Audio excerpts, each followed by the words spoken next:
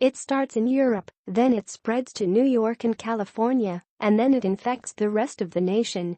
This seems to be the track that every single depraved, backward and immoral sickness that has swept the nation. There was a time when we would never consider normalizing some of the absurd orientations that society has demanded that we accept. First, we had to accept them, then they became a protected status, now we're persecuted, and soon we'll be prosecuted for even voicing an opinion against them.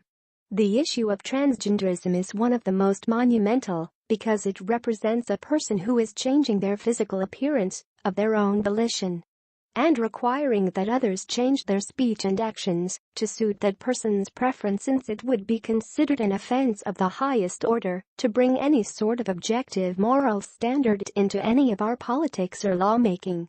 We're forced to keep our peace and take a you-do-you approach to dealing with the clinically disturbed people, masquerading as and being accepted as social pioneers.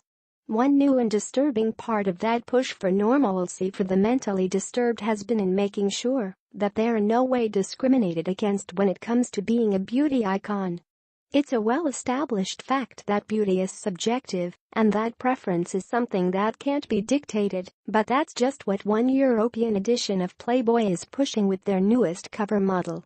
InfoWars lays out the devious plan by Playboy Germany to be the first in its franchise to feature a transgender person on its cover. Model Juliana Farfalla, 21, formerly Pascal Radermacher, will appear topless on the magazine's cover in its upcoming issue, hitting newsstands Thursday.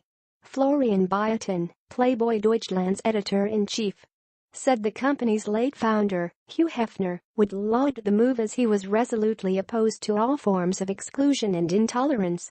Farfalla had previously appeared on Germany's Next Top Model. The decision follows the U.S. edition's move to feature a transgender person as its centerfold model in 2017. At the time, former U.S. Playboy model Jenna Jameson expressed her displeasure with the company's decision. This isn't just a religious or moral issue, though it certainly is that it's very much of social and legal interest. Discrimination lawsuits happen all the time, especially when it comes to those who have chosen an alternative lifestyle and forcibly put themselves into a protected class. If this is the first step in forcing people to find transgenders sexually acceptable, it's just a hop, skip, and a jump to people being considered transphobic if they don't want to go out with someone upon finding their birth gender.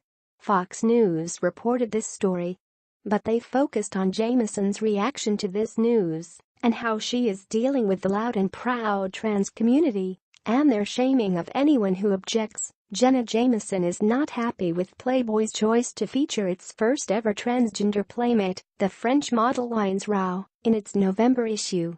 The former adult entertainer told Fox News, "I just think it's a ridiculous attempt by Playboy to stay relevant.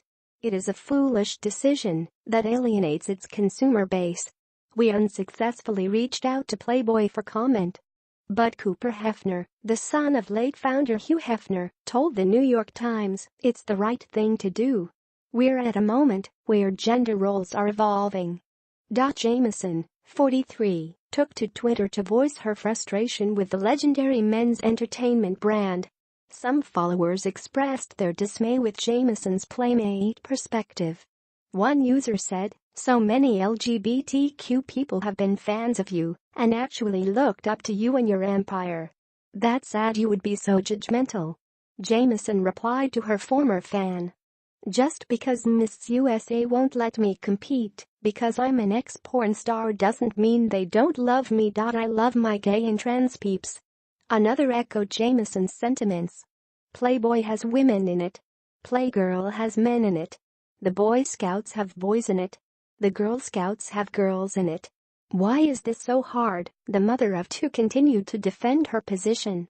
Meanwhile, Playboy posted one reader's criticism on social media, likening it to mail they received in 1965 when they featured their first African-American playmate.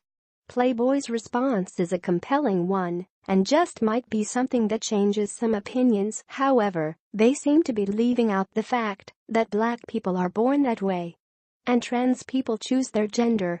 Also, trans people only have the level of discrimination earned by lifestyle choices they make that others often find unnatural. They were never enslaved, bought, sold, or bred like cattle. Black Americans had some actual hardship that they didn't ask for and suffered real persecution. We're all very sorry that trans people are disturbed, but it's not the same. Nice try, Playboy, but that was a swing and a miss.